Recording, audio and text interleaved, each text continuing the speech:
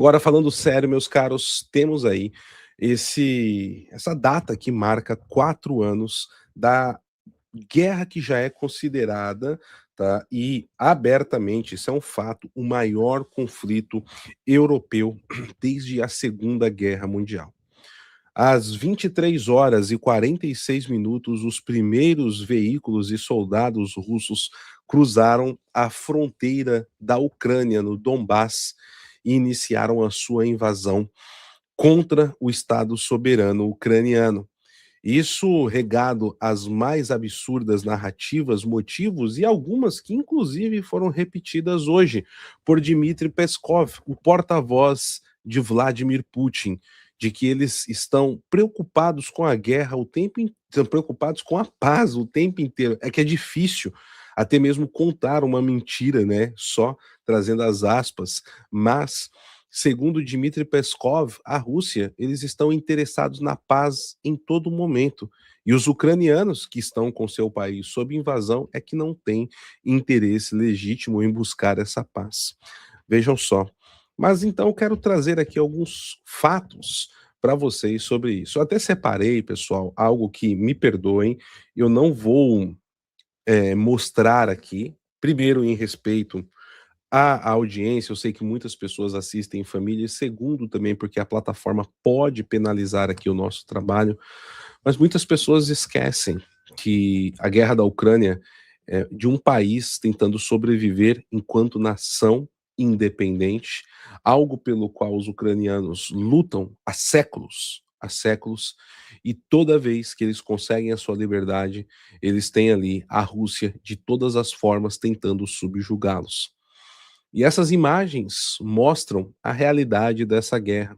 O massacre de Bucha, que muitos já esqueceram, as maternidades que foram bombardeadas, shopping centers, estações de metrô, as diversas famílias e a população escondida embaixo de pontes destruídas para se proteger de mísseis que caíam nos primeiros dias em cima de Kiev. Situação que ainda acontece. A tentativa de tomada do aeroporto de Rostomel foi um fracasso, uma vergonha e uma derrota para os russos no início daquela guerra, por conscritos jovens ucranianos que conseguiram segurar o aeroporto por 5 dias e, quando já não era mais possível, destruíram a pista de pouso. Era justamente por ali que os russos pretendiam desembarcar todo o seu aparato, derrubar o governo e um dos pontos que já é de conhecimento público, eliminar o presidente eleito pelo povo ucraniano, que ficou conhecido pela propaganda russa e repetido por muitos pelo mundo como o palhaço, o comediante. Comediante esse que mostrou ter muito mais culhões que a maioria dos líderes mundiais e que, mesmo hoje, depois de 4 anos, continua com o grande apoio de sua população. Inclusive, não foi a eleições, porque a Constituição ucraniana assim proíbe. Se o país estiver em estado de guerra, eleições estão suspensas para todos os cargos. Dessa forma, os prefeitos da Ucrânia são os mesmos, os governadores de oblasts também, e os legisladores igualmente. Mas a propaganda sempre vai julgar e vai culpar aquele que está liderando as forças de defesa de um aparato de propaganda que tem muito dinheiro, recursos e método.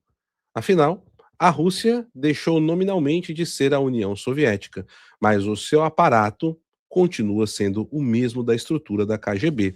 Afinal, um coronel da KGB hoje é o ditador do país e que continua financiando não somente a brutalidade que assistimos dentro da Ucrânia, como diversos outros movimentos de guerra híbrida e guerras civis, como nós temos dentro da África, com o Wagner Group, agora literalmente, totalmente sob sua tutela, que promove guerras civis, como em Burkina Faso, Níger, Mali, subjugando aos seus interesses megalomaníacos, podemos colocar dessa forma, de tomada de poder.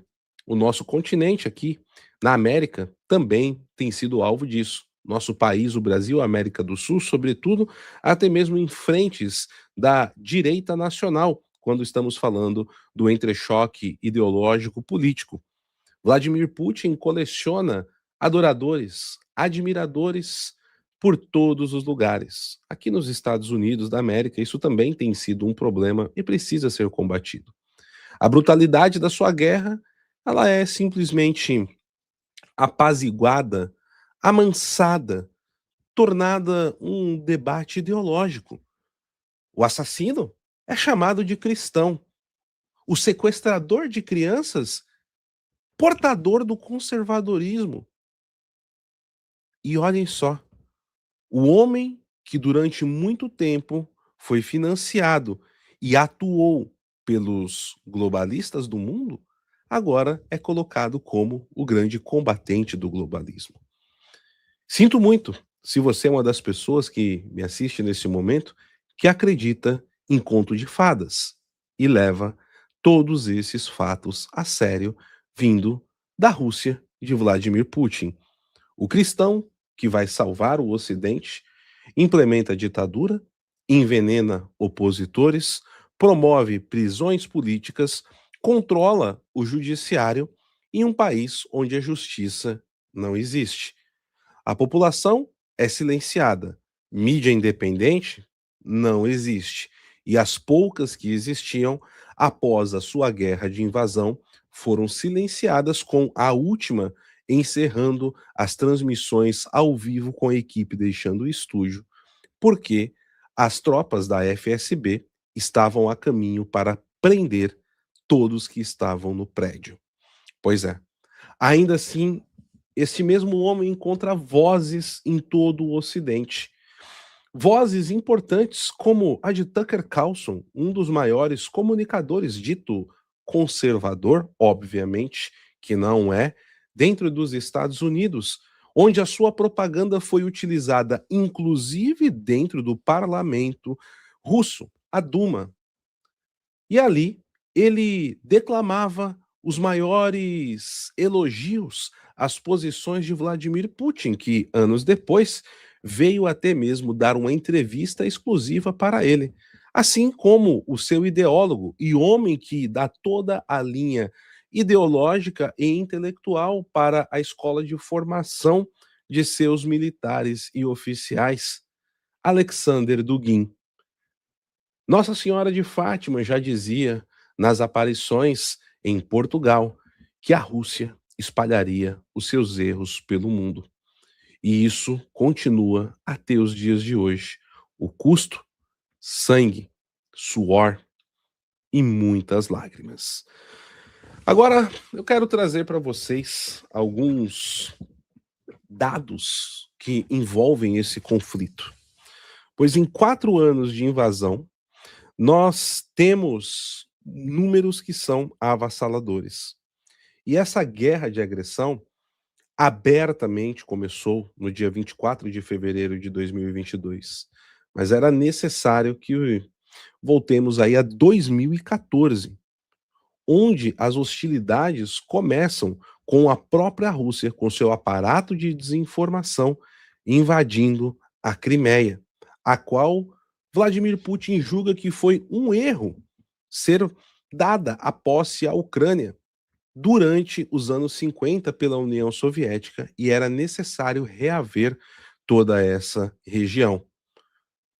A Crimeia foi invadida, o país foi subjugado e ainda ele criou uma guerra civil dentro da Ucrânia na região do Donbass, onde alega que há nazistas a serem perseguidos.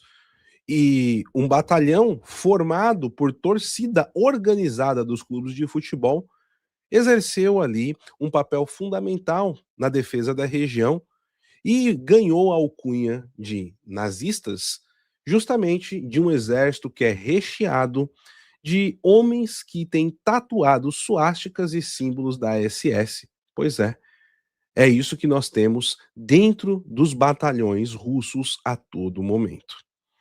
Obviamente, a retórica de aquele que eu não gosto é adorador do bigodinho vai ser utilizado por todos os lados. E elementos que defendem essa ideologia você vai encontrar em todos os países do mundo, inclusive aqui nos Estados Unidos e aí, meus amigos, no Brasil. Mas isso é o suficiente para que os apaixonados e até mesmo iludidos com um salvador deste mundo olhem para Vladimir Putin e falem: vejam só, e os nazistas do Azov? Sim, isso é o suficiente para que você feche os olhos para maternidades sendo bombardeadas, por exemplo. Essa é uma guerra que muda o século XXI, transcende, meus amigos, muitas fronteiras, não somente terrestres, mas da mentalidade. Então, em 2014, nós tivemos a anexação da Crimeia e a guerra no Donbass. 24 de fevereiro de 2022, a invasão em larga escala. Em 20 de março de 2022, a Rússia atinge a máxima extensão do seu avanço inicial, que chegou perto de Kiev, mas foi repelido por muitos ucranianos que lutaram bravamente com apoio, sobretudo, e eu faço questão de lembrar, naquele período do Reino Unido e de Boris Johnson. Sim, Boris Johnson foi peça fundamental na defesa ucraniana enquanto Joe Biden dormia no seu sofá. E muitas das lideranças, inclusive Olaf Scholz da Alemanha, fazia contas nos bastidores, esperando que o governo ucraniano caísse logo e o gás continuasse a fluir gostosamente barato pela Nord Stream, né? Bom, qual que é a situação no terreno hoje, pessoal? Com o apoio já agora, ainda que frágil, dos Estados Unidos e da Europa, a Ucrânia conseguiu repelir boa parte dessa invasão e impedir a queda do seu governo. A guerra segue sem uma perspectiva de paz clara, apesar de diversas tentativas diplomáticas estarem acontecendo, inclusive do próprio governo americano em diversos níveis de intensidade e mudanças do eixo narrativo, principalmente por parte do presidente Donald Trump. A Rússia hoje tem o dobro de mortos e feridos desaparecidos em relação à Ucrânia, segundo as estimativas mais conservadoras, tá? A expectativa é que a Rússia tenha algo entre 275 a 325 mil mortos nessa guerra. A Ucrânia, algo em torno 100 a 140 mil. Só que proporcionalmente à população, a Ucrânia sofre muito mais com esse número de perdas. E temos que dizer que boa parte dos russos mortos nessa invasão nem sequer concordavam com essa operação, mas eram enviados, retirados professores, trabalhadores de fábricas em lugares como a Ingushétia, completamente distante da zona de guerra, e que, para cumprir meta, os recrutadores do exército de Vladimir Putin, em setembro de 2022, foram até as margens do Japão recrutar homens tirados de suas famílias, de suas fábricas, para serem enviados por uma batalha que só faz sentido para Vladimir Putin e seu séquito. As baixas totais, incluindo mortos, feridos e desaparecidos no momento, têm uma estimativa no entorno de 1,2 milhões para os russos, e os ucranianos estão com 600 mil. E vale ressaltar que quando eu falo os russos, não necessariamente são somente russos quanto nacionalidade, mas das fileiras do exército. Afinal, nessa guerra, já temos também chineses, comprovadamente, norte-coreanos enviados aos milhares. Inclusive, muitos deles que morreram tiveram essa semana em um ato de propaganda do ditador comunista Kim Jong-un, hoje um dos aliados mais próximos daquele que é visto como o salvador do Ocidente, Vladimir Putin, inaugurando bairros, sim, inaugurando bairros para as famílias que perderam os seus ali chefes. Os homens que deixaram as suas famílias e morreram na guerra de Vladimir Putin tiveram as suas famílias presenteadas com um bairro novo em Pyongyang. Agora, a dúvida é: isso foi somente para as câmeras de Kim Jong-un ou essas pessoas realmente terão acesso a esse novo bairro onde terão o conforto para pagar a conta da morte dos chefes de família? É uma dúvida. Só para termos uma comparação histórica e ter uma escala disso dentro desses conflitos, a guerra do Afeganistão para a Rússia custou entre 14 e 16 mil baixas, o que inclui mortos e feridos. E, obviamente, aqui estou falando da invasão russa, no caso da União Soviética, né, ao Afeganistão no final dos anos 70. Na Chechênia, onde tivemos duas guerras nos anos 90, sendo que a segunda foi vencida por justamente Vladimir Putin, posto como liderança por Boris Yeltsin, que era visto pelo mundo como um diplomata e que iria levar a Rússia para novos tempos. Foi ele que brotou o Vladimir Putin junto com a elite de bilionários corrupta de Moscou para o mundo. E ali tivemos um número de baixas no entorno de 25 mil do lado russo. A guerra da Ucrânia ela é altamente mortífera para a Rússia e é o conflito onde mais russos está morrendo em uma causa vazia desde a Segunda Guerra Mundial. Né? Agora, pessoal, nós temos uma questão que muitos se perguntam, né? Por que essa guerra não acaba? Qual a dificuldade? E as dificuldades são grandes, e o próprio presidente Donald Trump dizia que ele acreditava que teria muito mais facilidades, até porque conseguia ter um bom trânsito com Vladimir Putin, mas isso não está acontecendo.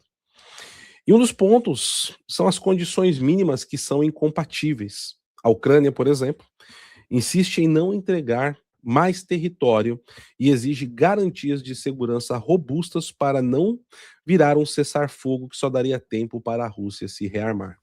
Hoje, em torno de 20%, um quinto do território ucraniano está sob domínio dos russos, que também tomaram terreno na Moldávia e na Geórgia.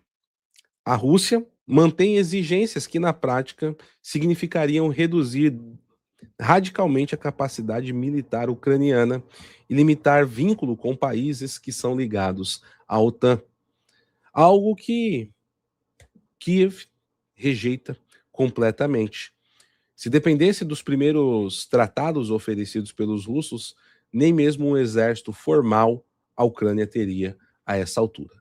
Estaria completamente subjugada aos interesses russos e seria apenas um estado satélite, tal qual a Bielorrússia de Alexander Lukashenko, ou conhecido como o último ditador da Europa, e de quebra, grande parceiro de Luiz Inácio Lula da Silva, e que está muito preocupado com o resultado das eleições no Brasil esse ano, viu, pessoal?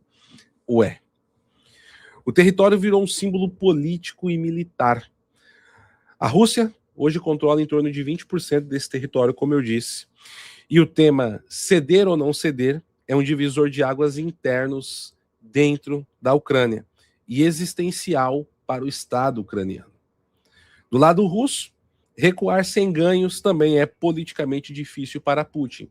Hoje, tivemos Dmitry Peskov, por exemplo, dizendo: os objetivos da operação especial não é guerra, é operação militar especial, não foram atingidos.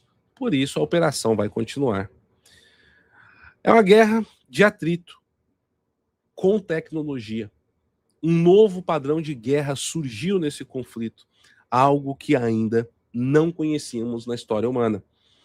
E fez ressurgir, vejam só, a guerra de trincheiras da Primeira Guerra Mundial, mas ao mesmo tempo com a adição da tecnologia, sobretudo a sabotagem e os drones, que vão ditando os rumos para conflitos no futuro. Também serviu, pessoal, para ser um campo de ensaios e testes de várias tecnologias e novas doutrinas de outras potências que enviam soldados para aprender o que está acontecendo ali, de ambos os lados. Do lado da Rússia temos iranianos, cubanos, chineses, norte-coreanos. Do lado da Ucrânia, americanos, israelenses, alemães, franceses também cumprem este papel. O fator humano está pesando muito, principalmente para a Ucrânia.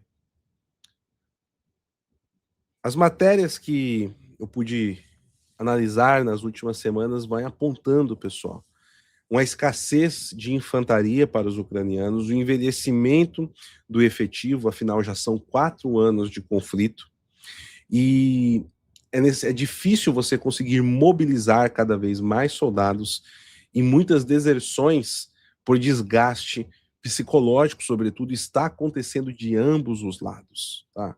Só que Vladimir Putin consegue trazer pessoas de outras nacionalidades aos montes, forçados por seus governos. Enquanto a Ucrânia precisa contar com a boa vontade de voluntários e ali mercenários de outros países, como muitos brasileiros já foram para lá. Isso vai limitando a capacidade ucraniana de sustentar ofensivas e até de segurar todos os setores da linha de frente ao mesmo tempo.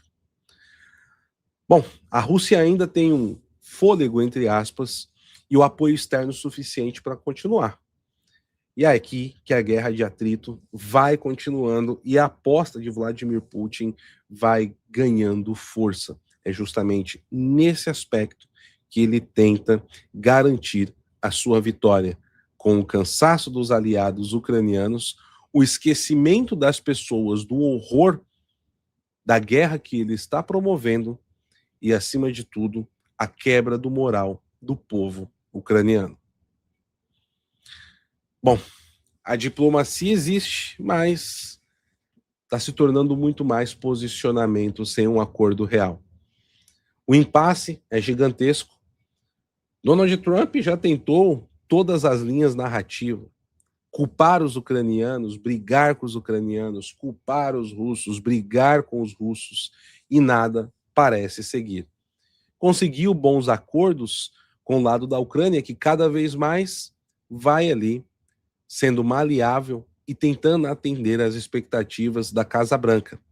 Já a Rússia sempre dificulta o caminho e, em noites anteriores a importantes rodadas de negociação, bombardeia aparato civil e mata inocentes em Kiev, Lviv, Odessa, entre tantas outras cidades. E assim, 4 anos se passaram de terror e de brutalidade de um tirano moderno que sonha em ser o novo czar russo e deixar o seu nome na história. Vladimir Vladimirovich Putin. Bom, meus caros, essa é uma pauta que eu preparei para conversar com vocês hoje, porque a guerra da Ucrânia acho que é um divisor do século XXI. Foi algo que mudou em muitos aspectos, até a minha vida pessoal, tá? O impacto e o peso que se paga por cobrir esses acontecimentos, ele é muito grande. Acreditem, para todos, né? Obviamente que eu estou falando longe de comparações com os ucranianos, mas é uma guerra que vai definir, como diria o meu querido amigo Flávio Morgenstern, é uma guerra definidora do século XXI. Tá?